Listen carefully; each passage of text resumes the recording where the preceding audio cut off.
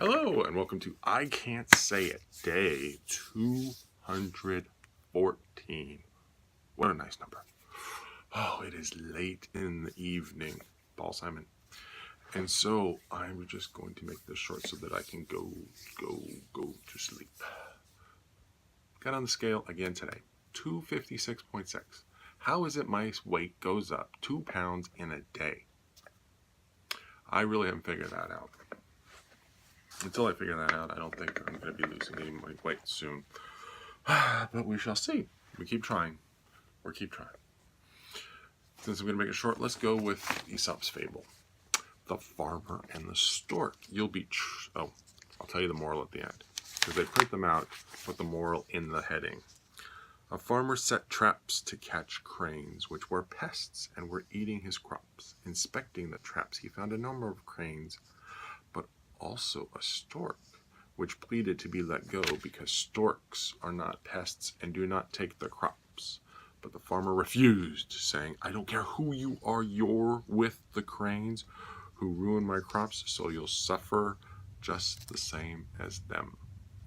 And the moral is, you'll be treated according to the company you keep. Makes you wonder about that.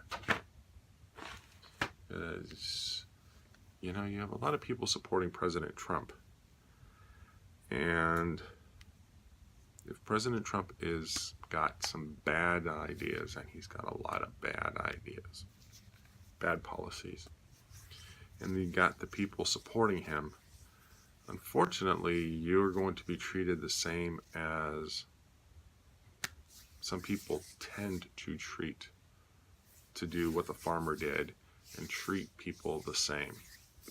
The thing is that the president can have all of his policies, and some people can support some of them, but not all of them. So now the question becomes are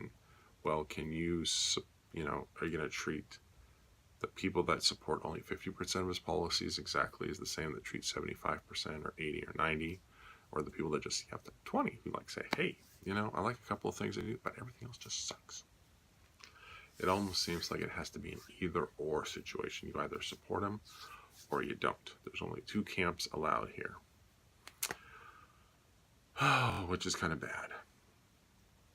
Why can't we stop the division and just say, you know what?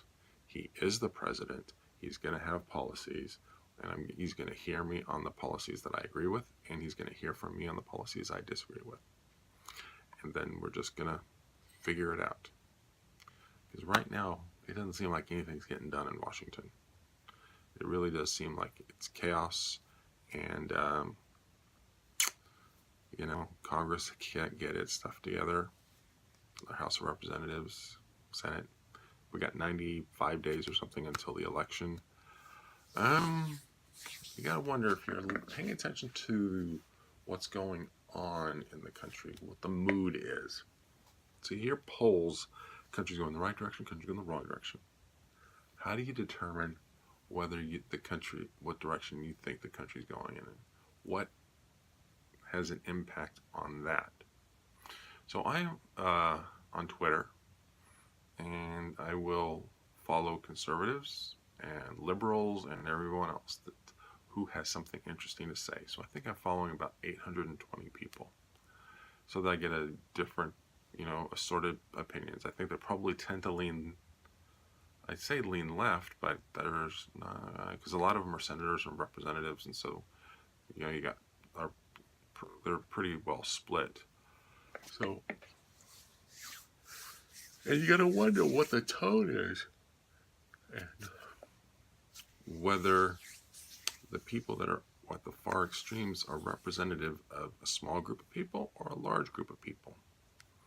So when you're listening and you're seeing headlines from people who've written articles, a lot of times those articles are just opinion pieces, and it's what their opinion is about what's going on. But the thing is, it may or may not be true. If you're already, lean in one way or lean in another, then if it's an article that you agree with, then you're likely to open it, you're likely to read it, you're likely to agree with it and go, yeah, this makes sense. Damn those liberals, or damn those conservatives. But the problem is that it's just one person's opinion. And maybe you agree with it, and maybe a bunch of other people agree with it, but how do you know that that many people agree? I guess that's the advantage of having a system where we vote for our representatives, is that we will vote people that represent our values. Now we've got money in the situation because it takes a lot of money to run for office. So only those people who are capable of raising that kind of money can get into that kind of job. And if you can't raise the money, then you can't guarantee that your voice is being heard. And people who are busy these days don't have the time to make their opinions known to their representatives. And so they only hear those people that are passionate about a cause. And it seems, notice I'm saying it seems, so I'm not sure. This is what I'm saying. If I say it seems, that's me telling you I'm not sure. It seems that the people that are at the extremes are the most vocal. And so those are the voices that are heard. It's not always true, because there are ordinary people in the middle of the road who believe in a constitutional democracy, and they'll say, my representative needs to hear from me on this. And they will write a letter, they will call. By the way, don't try calling. I've tried calling Senator Feinstein and Senator Kamala Harris's office, and all you get is voicemail, and you don't get the opportunity to leave a voicemail because their mailboxes are full. Because we have 2 senators representing 40 million people. They can't possibly hear the opinions of 40 million people. Well, that's why they have a staff to synthesize everything for them so that they have an idea of what their people want. And I guess that's okay. But in some states like Wyoming, which has a population of some 600,000 people, they have 2 senators. So their 2 senators only have to worry about 300,000 people each. Whereas we have 2 senators, so we have, each one gets 20 million. Not sure that's the best situation. But yeah, I think that our representatives and senators need to hear from the middle of the road. They need to say, this is what I am hearing. Maybe a weekly update saying, you know what, this is what we're talking about. This is what I'm hearing from constituents in my state, and let us know on a weekly basis. Publish those notes. This is what people care about now.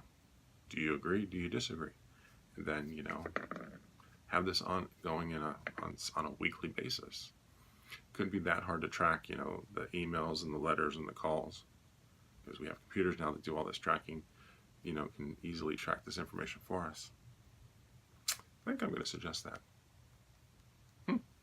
Anyway, this was supposed to be a short call, but a short